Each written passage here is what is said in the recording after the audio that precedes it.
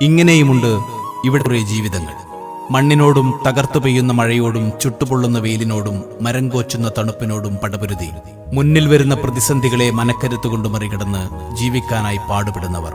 വെയിലും മഴയും വകവയ്ക്കാതെ പൊടിപുരണ്ട് ചളിപുരണ്ട് ജീവിതഭാരം ചുമലിലേറ്റി എല്ലുമുറിയെ പണിയെടുക്കുന്നവർ. കല്ലുമായി റോഡിലൂടെ പാഞ്ഞുപോകുന്ന ചെളിപുരണ്ട ലോറികളെ നിങ്ങൾ കണ്ടിട്ടുണ്ടാവും.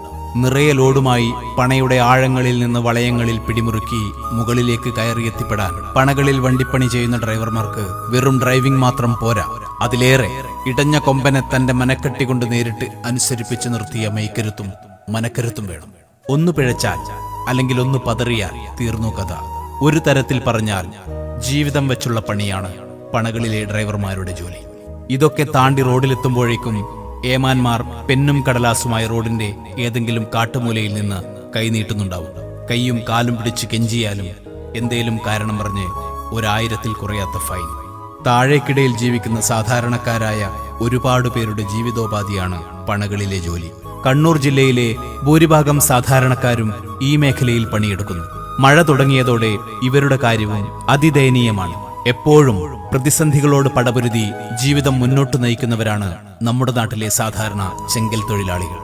ജീവിതത്തിന്റെ രണ്ടറ്റം കൂട്ടിമുട്ടിക്കാൻ എല്ലാ വൈയായികകളും മാറ്റിവെച്ച് എല്ലുമുറിയെ പണിയെടുക്കുന്നവരെ നിങ്ങളോട് എന്നും സ്നേഹാദരവ് മാത്രം.